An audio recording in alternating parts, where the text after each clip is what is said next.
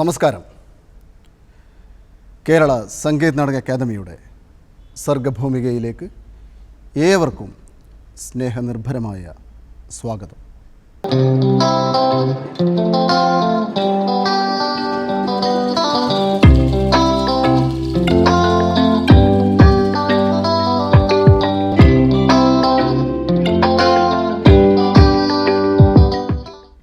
ഈ അടച്ചിടൽ കാലം അതിജീവനത്തിൻ്റെ കാലം കൂടിയാണ്. കലയും അതിൻ്റെ ആവിഷ്കാരങ്ങളും സമാനതകളില്ലാത്ത പ്രതിസന്ധിയെ നേരിടുന്ന ഈ സമയത്ത് കേരള സംഗീത നാടക അക്കാദമി സർഗഭൂമികയിലൂടെ അതിനെ അതിജീവിക്കാൻ ശ്രമിക്കുകയാണ്. കേരളത്തിൻ്റെ സാംസ്കാരിക ആസ്ഥാനമായ തൃശ്ശൂരിൽ പ്രവർത്തിക്കുന്ന കേരള സംഗീത നാടക അക്കാദമിയുടെ KT മുഹമ്മദ് സ്മാരക തിയേറ്റർ കലാകാരന്മാർക്ക് വേണ്ടി തുറന്നിടുകയാണ്. സംസ്ഥാന സർക്കാരിൻ്റെ കോവിഡ് മാനദണ്ഡങ്ങൾ കൃത്യമായി പാലിച്ചുകൊണ്ടാണ് പ്രേക്ഷകരില്ലാതെ ഇവിടെ കലാവിഷ്കാരങ്ങൾ നടക്കുന്നത്.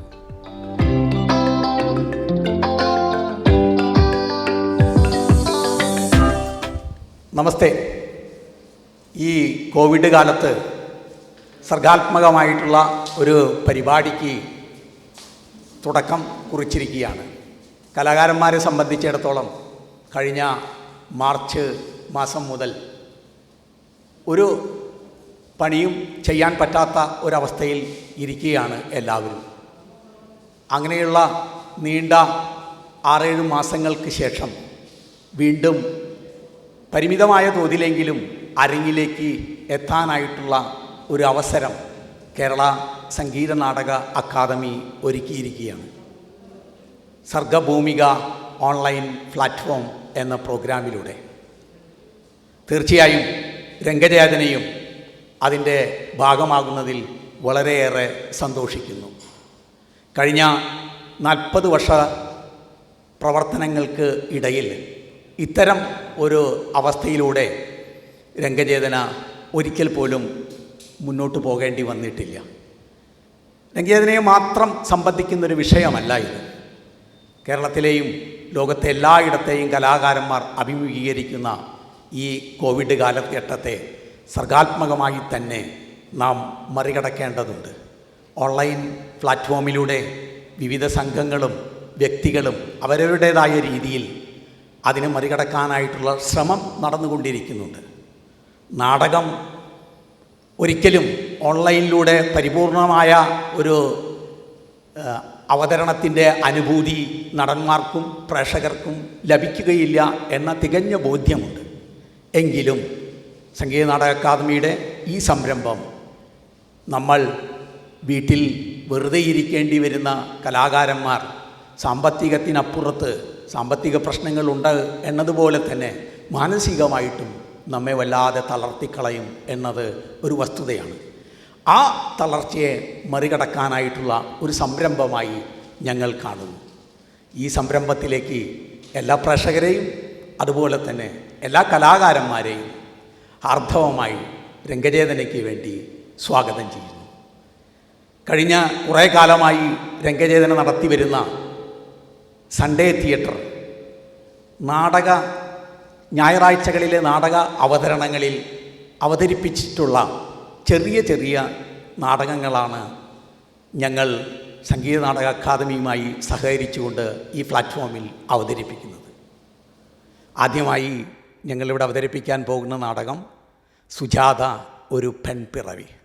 ഒരിക്കൽ കൂടി എവരെയും സ്വാഗതം ചെയ്തുകൊണ്ട് സംഭാഷണത്തിനപ്പുറത്തേക്ക് കലാകാരന്മാർ എപ്പോഴും അവരുടെ അരങ്ങിലെ പ്രയോഗത്തിനാണ് പ്രാധാന്യം കൊടുക്കുന്നത്. ഏവരെയും സന്തോഷത്തോടു കൂടി ഈ അരങ്ങിലേക്ക്, ഈ ഓൺലൈൻ പ്ലാറ്റ്ഫോമിലേക്ക് സ്വാഗതം ചെയ്യുന്നു. ഞങ്ങൾക്ക് ഈ അവസരം നൽകിയ സംഗീത നാടക അക്കാദമിയുടെ എല്ലാ നിർവാഹക സമിതി അംഗങ്ങൾക്കും സെക്രട്ടറിക്കും അതുപോലെ തന്നെ ചെയർമാൻ മറ്റ് സ്റ്റാഫ് മെമ്പേഴ്സിനും ഒക്കെ നന്ദി രേഖപ്പെടുത്തുന്നു. നന്ദി.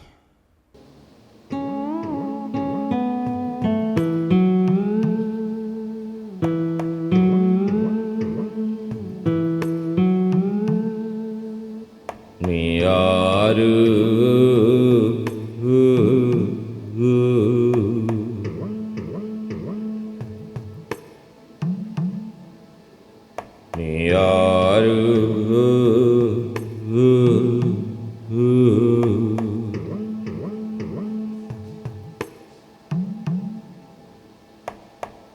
കൂട്ടിന്നു വന്നു കൂരിരുട്ടിൽ നിന്നു പാട്ടുകൾ തന്നു പങ്കായം തന്നു കൂട്ടിന്നു വന്നു കൂരിരുട്ടിൽ നിന്നു പാട്ടുകൾ തന്നു പങ്കായം തന്നു കഷ്ടകാലത്തിൻ കരിങ്കടൽ നീന്തി കത്തുന്ന ജീവിതം മുത്തായി തന്നു ആ നീയാര്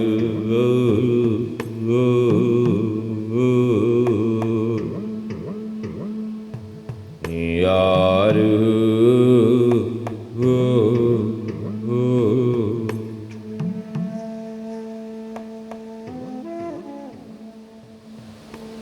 ഞാൻ സുജാത, വയസ്സ് 35.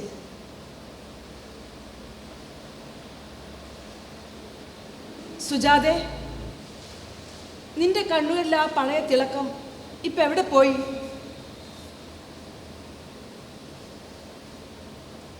എൻ്റെ ആ പഴയ ചങ്ങാതി ചോദിച്ചപ്പോൾ ഒരു നിമിഷം വാക്കുകൾ കിട്ടാതെ വെറുതെ ഒന്ന് ചിരിച്ചെന്ന് വരുത്തി. അവൾ എന്നിൽ നിന്ന് എന്തൊക്കെയോ വായിച്ചെടുത്തതുപോലെ പറഞ്ഞു. സുജാതെ, ഒരല്പസമയം നമുക്ക് ആ കൂൾ ബാറിലിരിക്കാം. 2 ഐസ്ക്രീം.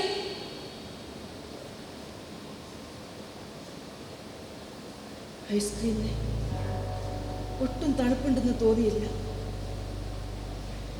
നിറവും രുചിയും എന്തെന്നറിയാതെ. എന്റെ സുജാതെ, ഒരു നേഴ്സായി നാട്ടിൽ തന്നെ ജോലി നോക്കിയിരുന്നെങ്കിൽ അടിമേക്കാൾ കഷ്ടമായെന്ന് എൻ്റെ ജീവിതം. ഭാഗ്യത്തിന് വിദേശത്ത് പോവാൻ പറ്റി. നീ ഇന്നൊട്ടും ഫോമിലല്ലെന്ന് തോന്നുന്നു. ദേ, ഞാനൊരു കാര്യം പറഞ്ഞേക്കാം. കുറച്ച് ദിവസം നാട്ടിൽ ലീവിന് വന്നപ്പോഴേ ഇങ്ങോട്ട് ഓടി വന്നതേ എൻ്റെ ആ പഴയ കൂട്ടുകാരിയെ കാണാനാ. എല്ലാവരുടെയും പ്രിയങ്കരിയായ ആ സ്മാർട്ട് ഗേൾ. ഞാൻ ബോറടിപ്പിക്കുന്നില്ല. നിന്നെ വീട്ടിൽ ഡ്രോപ്പ് ചെയ്യാം.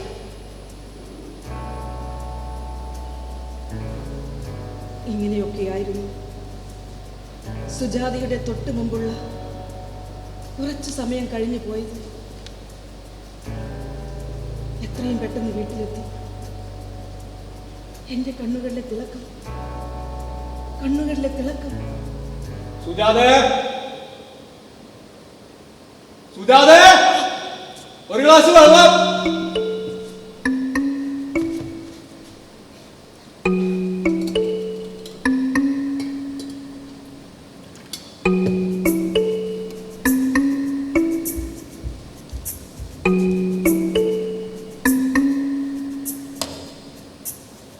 ഒട്ടേറെ കണക്കുകൾ എഴുതി തീർക്കാനുണ്ട്.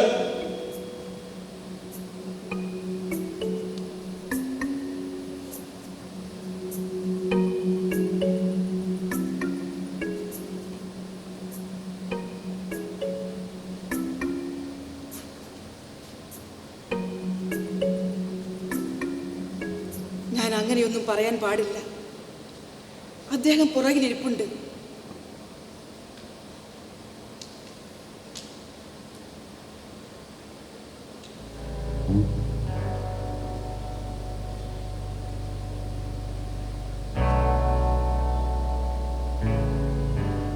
നിറവും രുചിയും എന്തെന്നറിയാത്തൊരു ജീവിതം.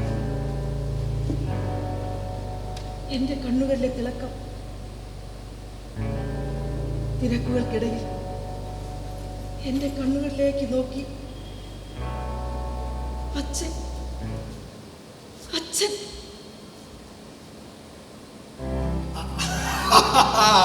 മിടുക്കി, മിടുക്കി. ആ കളിച്ചോ, കളിച്ചോ. ആകാശത്തിലെ മുഴുവൻ നക്ഷത്രങ്ങളിൽ തിളക്കം മോളുടെ കണ്ണിന് അച്ഛന് കാണാൻ കഴിയുന്നുണ്ട്.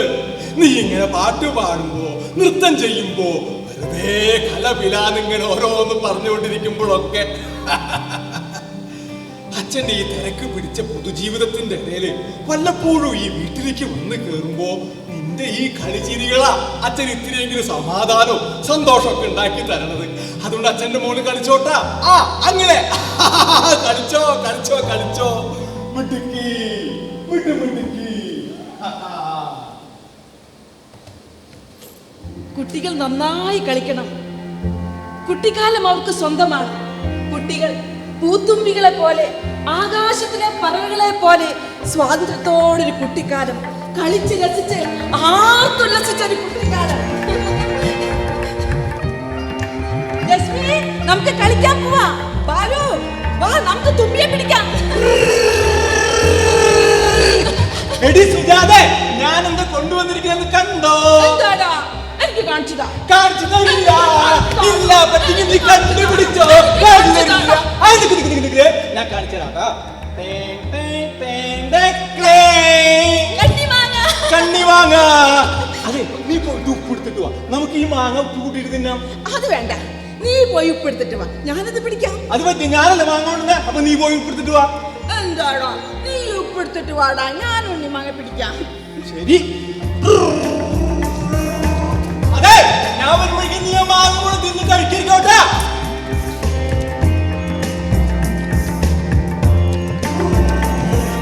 സുജാതെ, വീട്ടിലെ അമ്മ ഉണ്ടായിരുന്നില്ലേ, ഉപ്പിടിച്ചാലേ അമ്മ ചീത്ത പറയും. അത് പറഞ്ഞ എനിക്ക് ഉപ്പിടിക്കാൻ പറ്റിയില്ല. നീ മാങ്ങ കൊണ്ടോ, നമുക്ക് ആ മാങ്ങ ഉപ്പില്ലാണ്ട് തിന്നാം. ഞാനേ അത് മുഴുവനും തിന്നു തീർത്തോടാ. ഒറ്റയ്ക്കാ? ഞാനില്ലേ കളിക്കാം, ഞാൻ പോവാ. നമുക്ക് കളിക്കാം. ശരി, ഞാൻ നിന്റെ കണ്ണ് കേട്ടോ, എന്നിട്ട് ഞാൻ വിളിക്കാം. അത് വേണ്ട, ഞാൻ ആദ്യം നിന്റെ കണ്ണ് കേട്ട, എന്നിട്ട് എന്റെ കണ്ണ് കെട്ടി. അത് പറ്റിയ, നീ എന്റെ മാങ്ങ ഒറ്റയ്ക്ക് തിന്നല്ല, അപ്പൊ ഞാൻ നിന്റെ കണ്ണ് ആദ്യം കേട്ടോ. എന്താടാ, ഞാൻ നിന്റെ കണ്ണ് കേട്ടോ. ഞാൻ കളിക്കാം. വേണ്ട, എന്റെ കണ്ണ് കെട്ടിക്കാം. പിന്നെ കോതിക്കളി ഇരിക്കരുത് കേട്ടോ. ഇല്ല കേട്ടാ, വേദന ഉണ്ടെങ്കിൽ പറഞ്ഞു കേട്ടോ.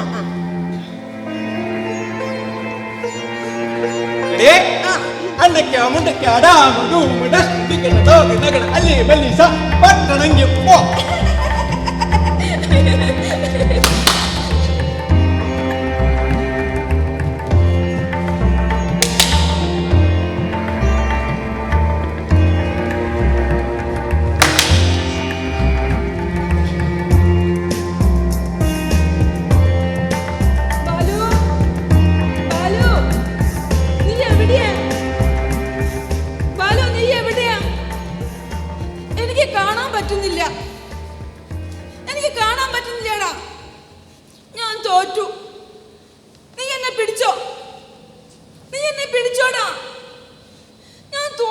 പറഞ്ഞില്ലേ, നീ എന്നെ പിടിച്ചോടാ. പിടിച്ചോ ബാലു.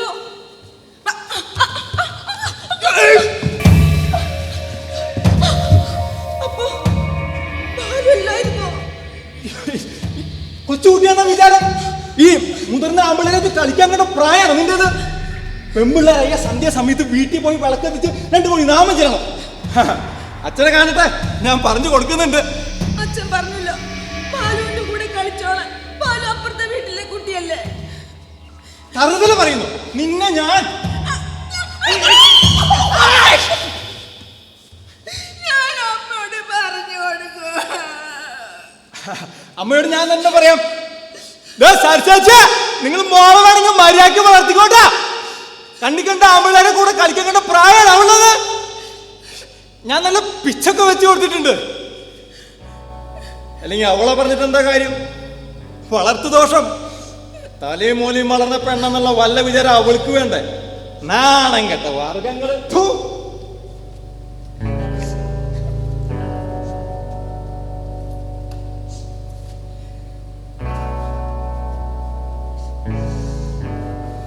ഇങ്ങനെയാണ് പെമ്പിള്ളേർ നിൽക്കുന്നത്, ഇങ്ങനെയാണ് പെമ്പിള്ളേർ ഇരിക്കുന്നത്, ഇങ്ങനെയാണ് പെമ്പിള്ളേർ നോക്കുന്നത്. പിന്നെ ഞാൻ എങ്ങനെയാ? ഓ, ഇങ്ങനെയാ ജീവിക്കാൻ. സന്തോഷം. ഇപ്പോഴെങ്കിലും ഒന്ന് ചോദിക്കാൻ തോന്നിയല്ലോ. എടി, നിന്റെ ഭർത്താവ് ഇങ്ങനെ ഒരുത്തിന് ഇവിടെ ഇരിപ്പുണ്ടെന്നുള്ള വല്ല വിചാരം നിനക്കുണ്ടോ? ഞാൻ ഇങ്ങനെ പോത്തിനെ പോലെ പണിയെടുക്കും.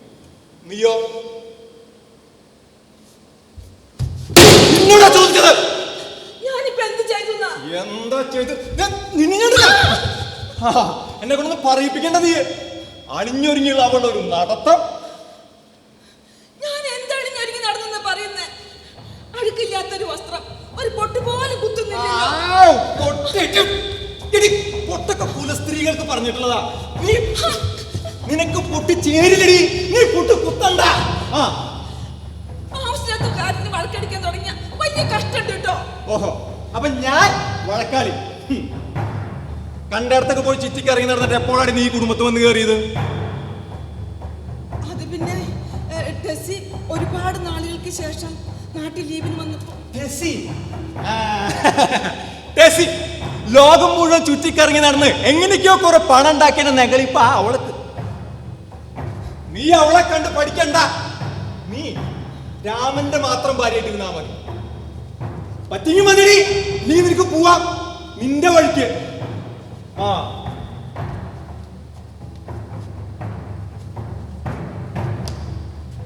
വെറുതെ കണക്ക് കൂട്ടിയും കിഴിച്ചും ഇരിക്കേണ്ട ഒരു കോളന ഞാൻ നീ കരുതണ്ട. എന്റെ കണക്ക് കൂട്ടലൊന്നും ഇതുവരെ പഴച്ചിട്ടില്ല.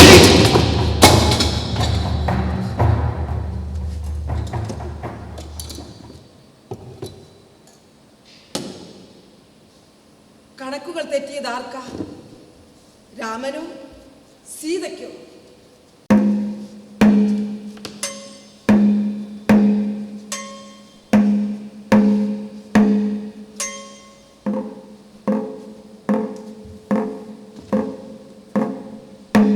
ആര്യപുത്രി സീത,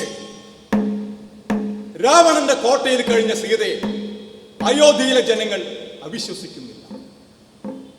അവൾ ഇന്നും രാമന് പ്രിയപ്പെട്ടവളാണ്. രാമന്റെ പതിവ്രതയായ പ്രിയ പത്നി. ആര്യപുത്ര, അങ്ങ് എന്തിനാണ് ഈ വിധം പുലമ്പുന്നത്? അശോകവനത്തിലെ ജീവിതം എന്നിലൊട്ടും ഭയമുണർത്തിട്ടില്ല. രാക്ഷസകുലമെന്നും സംസ്കാരമില്ലാത്തവരെന്നും പറഞ്ഞ് അവഹേളിക്കുന്ന അശോകവനവാസികൾ ഈ സീതയെ അവരുടെ പ്രിയപ്പെട്ട സഹോദരിയായും അമ്മയായിട്ടാണ് പരിചരിച്ചിട്ടുള്ളത്. അതെല്ലാം നമുക്കറിവുള്ളതാണ്. പക്ഷെ പുഴവക്കിലും നാലാൾ കൂടുന്നിടത്തുമൊക്കെ ആരൊക്കെയോ എന്തൊക്കെയോ പുലമ്പുന്നുണ്ട്. നാം അത് കാര്യമാക്കുന്നില്ല. രാമന്റെ പ്രിയപത്നി കുലീനമായ പാരമ്പര്യത്തിൽ നിന്നും വന്നവളാണ്. വിശ്വസ്തയും. ആര്യപുത്ര, അങ്ങയുടെ വചനങ്ങൾക്കിടയിൽ എവിടെയൊക്കെയോ അപകടം പതിയിരിപ്പുണ്ടെന്ന് ഞാൻ ഭയപ്പെടുന്നു. ഈ സീത അഗ്നിശുദ്ധി വരുത്തിയവളാണ്. അയോധ്യയിലെ ജനങ്ങളുടെ രാജാവായ രാമന് കളങ്കമേൽക്കാതിരിക്കാൻ ഇനിയും ഒരു പരീക്ഷണം വേണോ? പ്രിയേ, നീ നിന്റെ പ്രാണനാഥനെ ധർമ്മസങ്കടത്തിലാക്കരുത്. ഒരിക്കലും അങ്ങനെ ഉണ്ടായിട്ടില്ലല്ലോ. കൊട്ടാരത്തിലെ സുഖ സൗകര്യങ്ങൾ ത്യജിച്ചുകൊണ്ട് അങ്ങയോടൊപ്പം കാനനപാത താണ്ടിയവളല്ലേ ഈ സീത. എന്നിട്ടും എന്നെ അങ്ങ് അറിയുന്നില്ലല്ലോ. സീതേ, ഞാൻ നിന്നെ അറിഞ്ഞവനാണ്. ഞാൻ നിന്നെ അറിയുന്നു. എന്നിട്ടും എന്തിനാണ് ഇങ്ങനെ ഒരു പരിഭവം?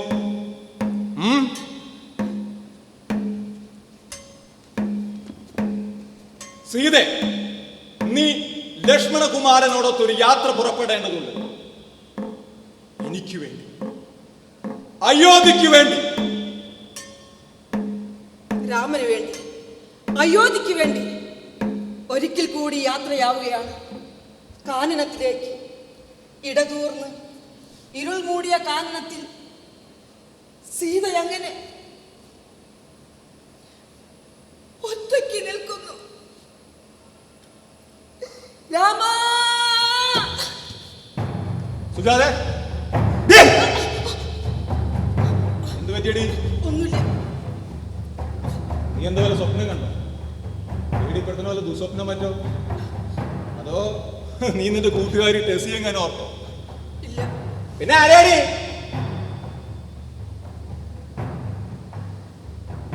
രാമനെ, സാക്ഷാൽ ശ്രീരാമചന്ദ്രനെ. ദൈവമേ, ഒടുവിൽ എന്റെ ഭാര്യയ്ക്ക് സൽബുദ്ധി തോന്നി തുടങ്ങിയത്. കൊള്ളാം. അല്പസ്വല്പം ഈശ്വരഭക്തിയും അടക്കവും ഒതുക്കവും വിനയവും ഒക്കെ ഉണ്ടാവണത് നല്ലതാ. അല്ലാതെ നിന്റെ ആ തെറിച്ച കൂട്ടുകാരനെ പോലെ ആയാലുണ്ടല്ലോ നീ വലിയ അപകടങ്ങളിൽ പോയി ചാടും. നിങ്ങൾ എന്തിനാ തൊട്ടതിനും പിടിച്ചതിനൊക്കെ നമ്മുടെ ജീവിതത്തിലേക്ക് അവളെ വലിച്ചു വെക്കുന്നത്? നിന്നെ അവളൊക്കെ വളരെ നന്നായിട്ട് തന്നെ അറിയാവുന്നതാണ്. ഒരു കൂട്ടുണ്ടായിരുന്നില്ല കോളേജില്, അങ്ങനെ മേഞ്ഞ് നടക്കില്ലായിരുന്നോ? എല്ലാരും മെക്കിട്ട് കയറാൻ മടിയില്ലാത്ത വകകള്, പാട്ടും കൂത്തും നാടകവും എല്ലാരും കോണം വെക്കലായിരുന്നു നിന്റെ ഒരു പണി. ഞാൻ അങ്ങനെ ഒരു തെറിച്ച പെണ്ണാണെന്ന് അറിഞ്ഞിട്ടും എന്തിനാ എന്നെ വിവാഹം കഴിക്കാൻ തയ്യാറായത്? അങ്ങനെ ഒരു വാശിയായിരുന്നു. നിന്നെ പോലും അവളെ തളച്ചിട്ട് ഞാൻ വരയ്ക്കുന്ന ടാ വട്ടത്തിൽ നീയൊക്കെ ജീവിക്കുന്ന കാണാനാണ് എന്റെ ഒരു വാശിയായി കഴിയത്. ഈശ്വരാ, ഇത്രയും ക്രൂരമായൊരു മനസ്സ് നിങ്ങൾക്കുണ്ടായിരുന്നെന്ന് ഞാൻ അറിഞ്ഞിരുന്നില്ല. ഓഹോ, പിന്നെ നീ എന്താണ് കരുതിയത്? നിന്റെ മറ്റേ മിസ്റ്റർ മിസ്ഡ് കോളിനെ പോലെ ആയിരിക്കും ഞാൻ കരുതി. പ്ലീസ് റാം, അങ്ങനെയൊന്നുമില്ല. കോളേജ് പഠനകാലത്ത് ഒരു തമാശയായിട്ടാണ് വിവാഹം കഴിഞ്ഞ ആദ്യ നാളിൽ തന്നെ നിന്നോട് ആ കാര്യം പറഞ്ഞത്. അതേടി, നിനക്കൊക്കെ തമാശയായിരുന്നു. എല്ലാത്തിൽ നിന്നും രക്ഷപ്പെടാനുള്ള ഒരു മാർഗം. പക്ഷെ നീയൊന്നും രക്ഷപ്പെടാൻ പോണില്ലടി. എന്റെ കണക്ക് കൂട്ടലൊന്നും ഇതുവരെ പഴച്ചിട്ടില്ലടി.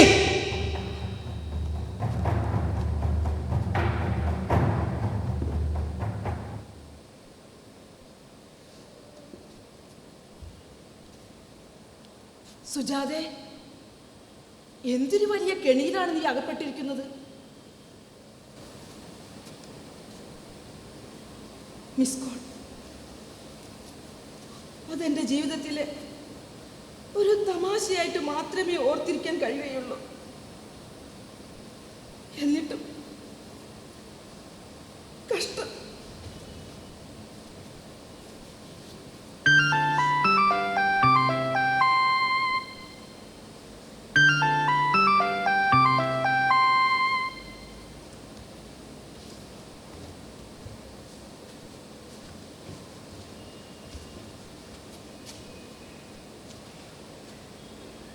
ഹലോ, ഈ നമ്പറിൽ നിന്ന് ഇടയ്ക്കിടയ്ക്ക് മിസ് കോൾ വരുന്നുണ്ടല്ലോ. ആവൂ, ഇപ്പോഴെങ്കിലും ഒന്ന് തിരിച്ചു വിളിക്കാൻ തോന്നിയില്ലോ. നിങ്ങൾ ആരാ? ഞാൻ ആരാണെന്നൊക്കെ സാവകാശം പറയാം എന്റെ സുജാതേ. എന്നെ അറിയുന്ന ആളാണോ? എന്റെ പേരെങ്ങനെയാ കിട്ടിയത്? സുജാതയെ പോലെ സൂപ്പർ ചാമിങ് ഗേളിനെ ആർക്കാണ് അറിഞ്ഞുകൂടാത്തത്? അതെ, ഞാൻ ചില മെസ്സേജസ് ഒക്കെ അയക്കാറുണ്ട്. എന്താ മറുപടി അയക്കാത്ത? അപ്പോ നിങ്ങളാണോ മെസ്സേജ് ഒക്കെ അയച്ച് ശല്യം ചെയ്യുന്ന ആള്? അതെ അതെ. എങ്ങനെയുണ്ട് എന്റെ സുന്ദര സുരഭില കിടിലൻ സാഹിത്യം? അയ്യേ, മോശം. വളരെ ചീപ്പായിട്ട് എനിക്ക് തോന്നിയത്. ഇനി എനിക്ക് മെസ്സേജ് ഒന്നും അയക്കണ്ട. പണങ്ങൽ അങ്ങനെയാണെങ്കിൽ എന്റെ കോളേജ് ബ്യൂട്ടിക്ക് കയ്യോടെ ഒരു സമ്മാനം. ഞാൻ ഈ ചുംബനങ്ങൾ നേരിട്ട് തരണമെന്ന് കരുതിയതാ. ഫോണിൽ കൂടെങ്കിലും പറ്റിയല്ലോ. എന്നെ വെറുതെ ദേഷ്യം പിടിപ്പിക്കണ്ട. നിങ്ങളൊരു ആണാണെങ്കിൽ പേര് വെളിപ്പെടുത്തും. സുജാതെ, അതെ, ഞാൻ തൊട്ടുപുറത്തിരുന്നതൊക്കെ കാണുന്നുണ്ട്. ദേഷ്യം വരുമ്പോ തന്നെ കാണാൻ എന്തൊരു ഭംഗിയാടോ. നിന്റെ പഞ്ചാര ഈ കടയിൽ വിൽക്കാൻ പറ്റില്ലട മോനെ. ഫോൺ കട്ട് ചെയ്ത് പോടാ. അതെ, പണങ്ങല അങ്ങനെ ഞാൻ പേര് പറയാം. സുജാത, ഒരു മിനിറ്റ്. അതെ, അത്ര നിർബന്ധമാണെങ്കിൽ സുജാത എന്നെ മിസ്റ്റർ കായ് എന്ന് വിളിച്ചോളൂ. അതെ, ഒരു മിനിറ്റ്, എനിക്ക് വേറെ കോള് വരുന്നു. ഞാൻ കട്ട് ചെയ്തിട്ട് തിരിച്ച് വിളിക്കാം. ഞാൻ കട്ട് ചെയ്യലേട്ടാ. ഹലോ, നിങ്ങളിപ്പോൾ ക്യൂബിലാണ്. അല്പസമയം ഈ തമാശയിലടി സൈനോ, ഈ കോളേജിൽ ഒരു കാന്താരി മരുന്ന് ഇപ്പോൾ ഓൺലൈനിലുണ്ട്. നിനക്കൊരു 5-6 മാസത്തെ പാർട്ടില്ലേ? ഇത് ഫ്രഷാ, ഇപ്പൊ കൊത്തിയിട്ടുള്ളോ. എടി, ഞാൻ തിരിച്ചു വിളിക്കാൻ പറയണേക്ക് പ്ലീസ്. എന്റെ പൊന്നെ ചക്കരെ സൈനോ, മുത്തേ, ഉമ്മ ഉമ്മ ഉമ്മ ഉമ്മ. ഹലോ ഹലോ ഹലോ സുജാതെ, ഹലോ. കട്ടായി.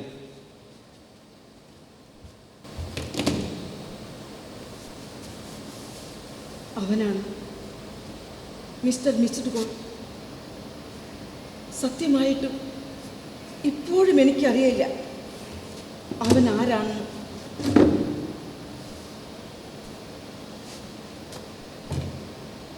ഞാൻ കൂടുതൽ ഉൾവലിയേണ്ടി വരുന്നുവല്ലോ.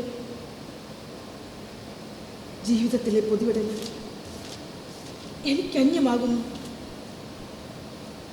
ഞാൻ എന്തേ ഇത്രയേറെ ശപിക്കപ്പെട്ട ജന്മമായി തീർന്നത്? എനിക്ക് മുൻപിൽ തുറന്നിട്ട ഓരോ ജാലകങ്ങളും കൊട്ടിയടച്ചുകൊണ്ടിരിക്കുന്നത് ഞാൻ തന്നെയല്ലേ?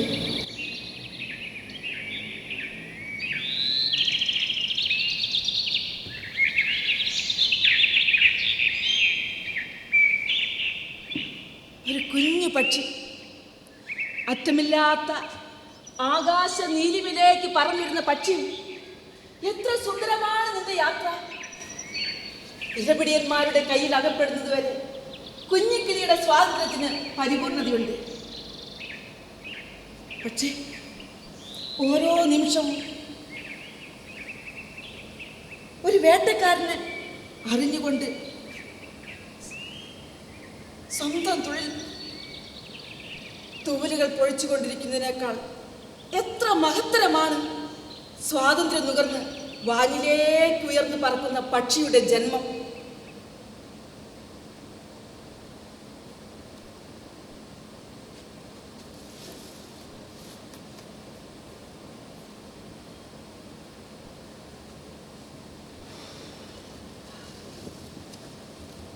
സ്വാതന്ത്ര്യത്തിൻ്റെ എല്ലാ വാതിലുകളും കൊട്ടിയടക്കപ്പെടുമ്പോൾ തുറക്കപ്പെടുന്ന വാതിലാണ് പുസ്തകം.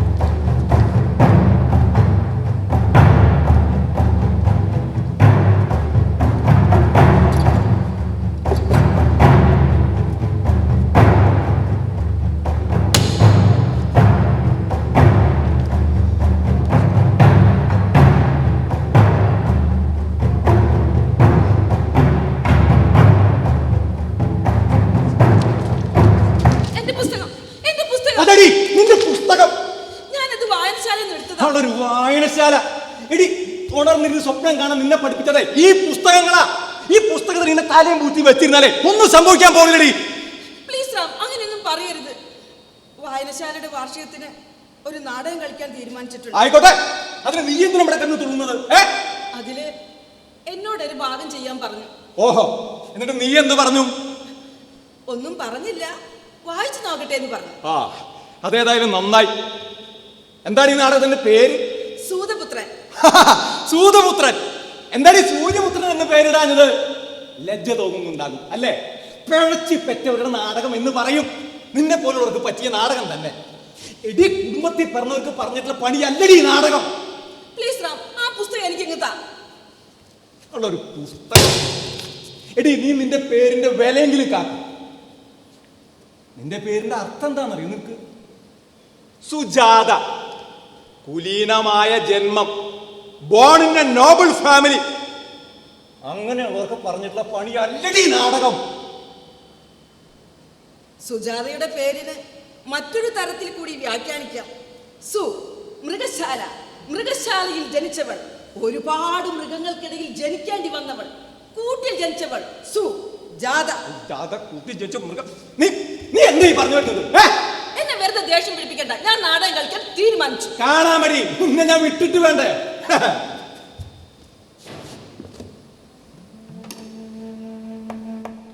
നിദ്രയും നീലിച്ച രാത്രികളിൽ രുദ്രവീണാരവസാന്ദ്രതയിൽ നെഞ്ചകം ഭേദിച്ച ശൂന്യതയിൽ വഞ്ചന ലാളിച്ച ചാരുതയിൽ നഷ്ടബോധത്തിൻ നടുക്കയം മുങ്ങി നന്മതൻ ചിപ്പിയിൽ നക്ഷത്രം തന്നു നീയാര്.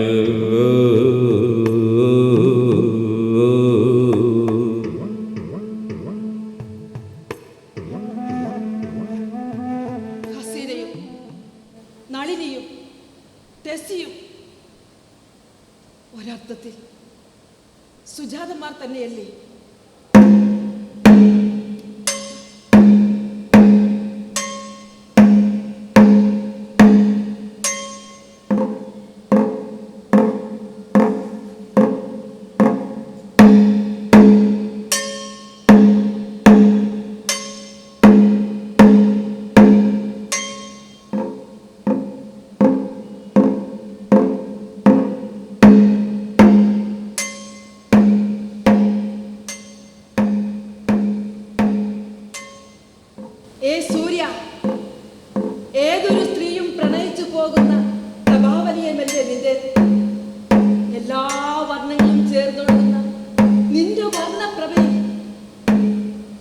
ഒന്ന് നീന്തി തുടിക്കട്ടെ.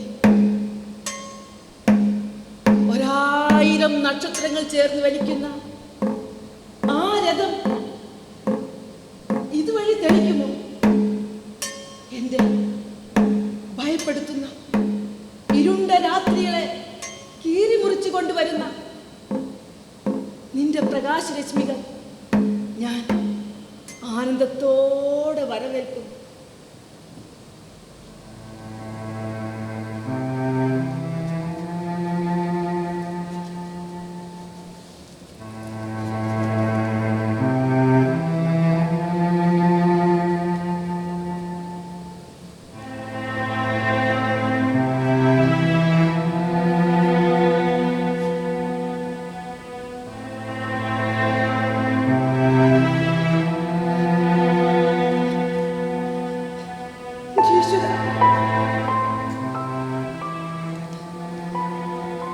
നിന്റെ പ്രണയത്തിന് ഇത്രയും വലിയ വില നൽകേണ്ടി വരുമെന്ന് ഞാൻ കരുതിയില്ല. നിന്റെ വർണ്ണപ്രഭയിൽ ഞാൻ എല്ലാം ത്യജിച്ചുവല്ലോ.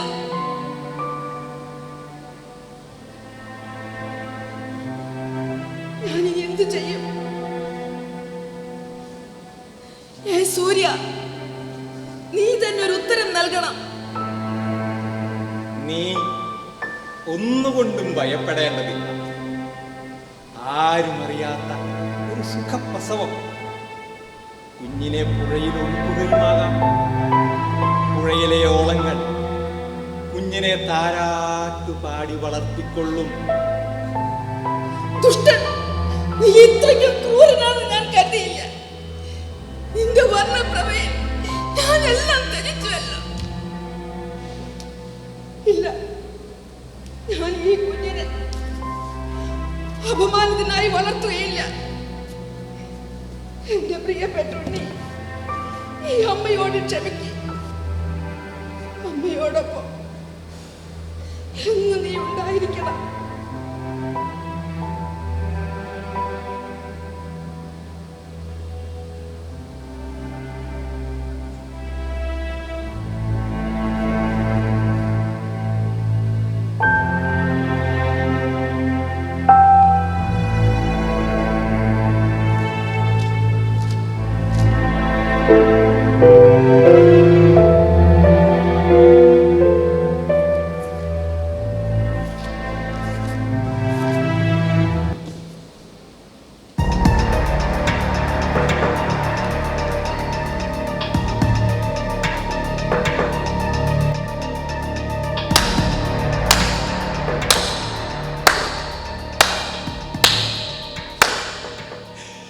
നിന്നെ പോലൊരു സ്വപ്നജീവിയുടെ അന്ത്യം ഇതുപോലൊക്കെ തന്നെ ആയിരിക്കുമെന്ന് എനിക്ക് അറിയാമടി.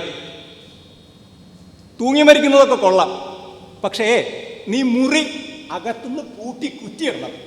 അല്ലെങ്കിൽ ഞാൻ നിന്നെ തല്ലിക്കൊന്ന് കെട്ടിത്തൂക്കിയെന്ന് ഈ പൊതുജനം പറയും. ഈ വ്യവസ്ഥാപിത രാഷ്ട്രീയ തൊഴിലാളികളെയും കോടതിനെയൊക്കെ വില കൊടുത്തു വാങ്ങാം. പക്ഷെ ഒന്നിനും കൊള്ളാത്ത ചില തല തിരിഞ്ഞ ഞാനൂലുകളുണ്ട്. അവർ ഈ പൗരമുന്നണി എന്നും മറ്റും പറഞ്ഞു വന്നാലേ ഞാൻ തൂങ്ങും. അതുകൊണ്ട് പൊന്നു മോളെ സുജാതെ, നീ മുറി അകത്തുനിന്ന് പൂട്ടി കുറ്റിയിട്ടതിന് ശേഷം സുഖമായി തൂങ്ങി മരിച്ചോ. ഞാൻ പോയി ഒന്ന് റെസ്റ്റ് ചെയ്യട്ടെ. All the best.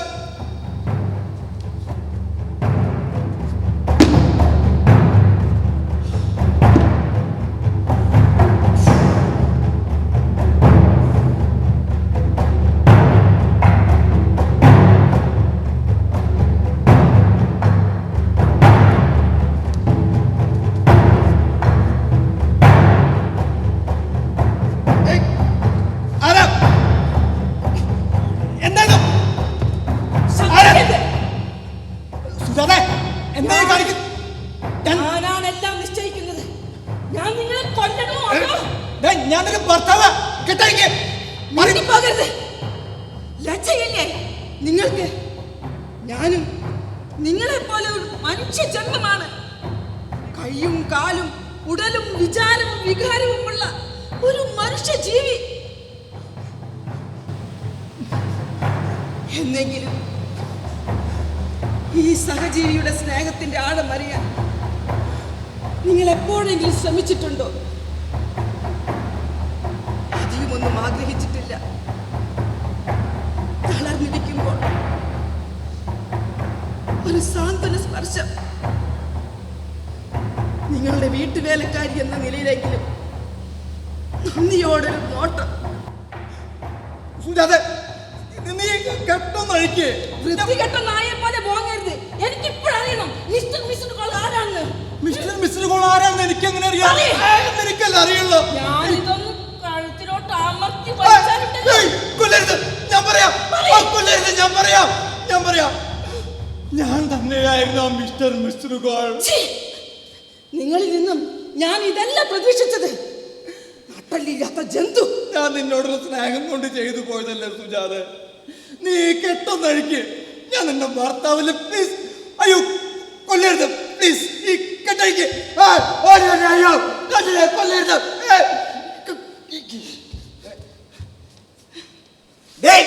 നിന്നെ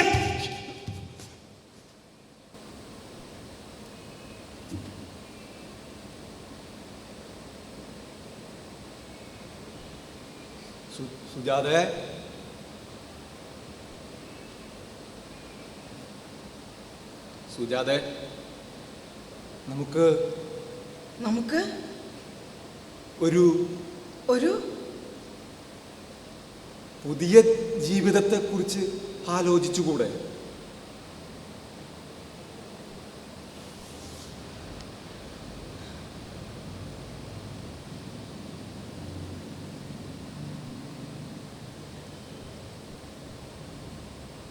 ഞാൻ സുജാത, ഒരു പെൺപിറവി.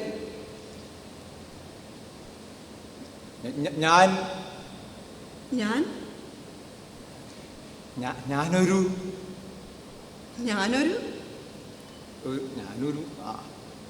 ആൺപിറവി. എന്നാൽ ഇങ്ങോട്ട് ചേർന്ന് നിൽക്ക്. അവർ നമ്മുടെ ഒരു ഫോട്ടോ എടുക്കട്ടെ.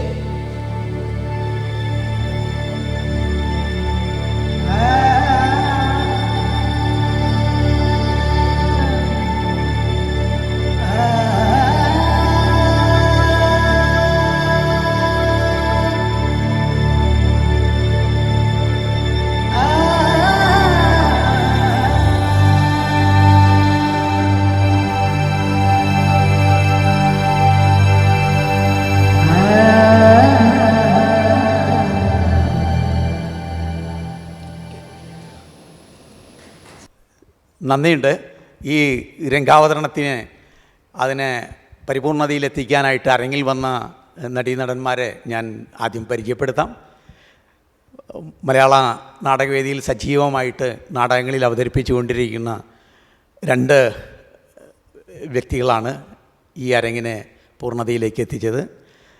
വളരെ കാലമായി തെരുവ് നാടകങ്ങളിലും പ്രൊഫഷണൽ നാടകങ്ങളിലും അമേച്ചർ നാടകങ്ങളിലും സജീവമായിട്ട് അരങ്ങിലെത്തുന്ന സുജാത ജനനേത്രി, സുജാതയായിട്ട് വേഷം. മലയാള അമേച്ചർ നാടകരംഗത്തെ ശക്തനായ നടനാണ് രാംകുമാർ. രാംകുമാറിനെയും പരിചയപ്പെടുത്താണ്. ഈ നാടകത്തിലെ രാം എന്ന വേഷം, കഥാപാത്രത്തിൻ്റെ വേഷമാണിട്ടത്. ഈ നാടകം രൂപപ്പെടുത്തിയത് സുജാതയും രാംകുമാറും ആദ്യാവതരണം മുതൽ ഈ നാടകം അവതരിപ്പിച്ചുകൊണ്ടിരിക്കുന്നത് ഇവർ രണ്ടുപേരും തന്നെയാണ്. വർഷങ്ങളായി അവതരിപ്പിക്കുകയാണ്. ഈ നാടകത്തിന് ലൈറ്റ് ഡിസൈൻ ചെയ്ത് ഞങ്ങളോടൊപ്പം സഹകരിച്ചു കൊണ്ടിരിക്കുന്ന പ്രിയപ്പെട്ട നമ്മുടെ ജോസ് കോശി, ഇൻവിസിബിൾ ലൈറ്റിംഗ് യൂണിറ്റിലെ മറ്റ് പ്രവർത്തകർ സഹായത്തിന് ഉണ്ട്. അവർക്കും നന്ദി രേഖപ്പെടുത്തുകയാണ്.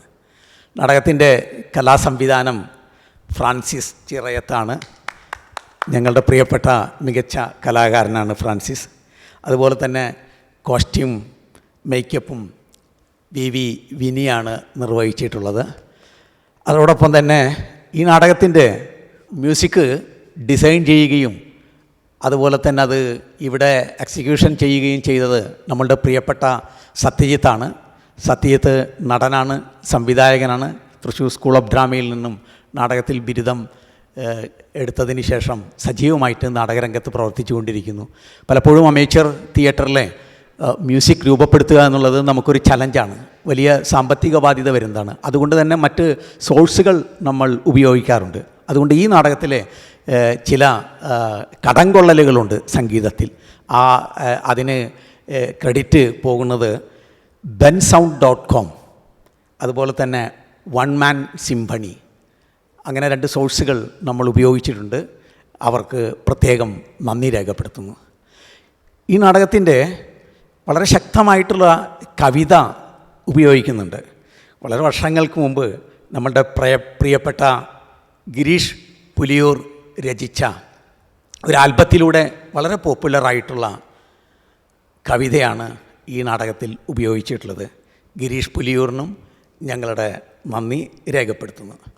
രംഗവേദനയുടെ സാരഥി E.T. വർഗീസ് മാഷ് സജീവമായിട്ട് അണിയറയിൽ ഞങ്ങളെ ഇങ്ങനെ ഒരുക്കി വേദിയിലേക്ക് എത്തിക്കുന്ന കർമ്മം കഴിഞ്ഞ 40 വർഷമായി തുടർന്നുകൊണ്ടിരിക്കുന്നുണ്ട്. E.T. വർഗീസ് മാഷെ ഈ പരിപാടിയുടെ രംഗാധികാരി എന്ന നിലയ്ക്ക് അദ്ദേഹത്തിനും ഹൃദയം നിറഞ്ഞ നന്ദി രേഖപ്പെടുത്തുന്നു. സംഗീത നാടക അക്കാദമി ഇത്തരത്തിലുള്ളൊരു സംരംഭം കോവിഡ് കാലത്ത് തുടങ്ങി വയ്ക്കുകയും അതിന് ഈ വേദി ഞങ്ങൾക്ക് വിട്ടുതരികയും ചെയ്തതിന് സംഗീത നാടക അക്കാദമിക്ക് ഒരിക്കൽ കൂടി നന്ദി രേഖപ്പെടുത്തിക്കൊള്ളുന്നു. ഇതിൻ്റെ സാധ്യതകൾ എല്ലാ സുഹൃത്തുക്കളിലേക്കും കാഴ്ചക്കാരാകുന്നത് ഞങ്ങൾ ഒരു കാഴ്ചക്കാരൻ പോലും ഇല്ലാതെ ക്യാമറയ്ക്ക് മുമ്പിലാണ് ഈ നാടകം അവതരിപ്പിച്ചത്. കാഴ്ചക്കാർ ഇനി ഓരോരുത്തരിലൂടെയും രൂപപ്പെടുകയാണ്. നിങ്ങൾ സുഹൃത്തുക്കൾക്ക് ഇത് പങ്കുവെച്ചുകൊണ്ട് നിരവധി ആളുകൾ ഇത് കാണാൻ ഇടവരുത്തണം എന്നുകൂടി മാന്യപ്രേക്ഷകരോട് വിനീതമായി അഭ്യർത്ഥിച്ചുകൊണ്ട് ഞങ്ങൾ ഈ അരങ്ങിലെ നിന്ന് വിട്ടൊഴിയുന്നു. നന്ദി, നമസ്കാരം.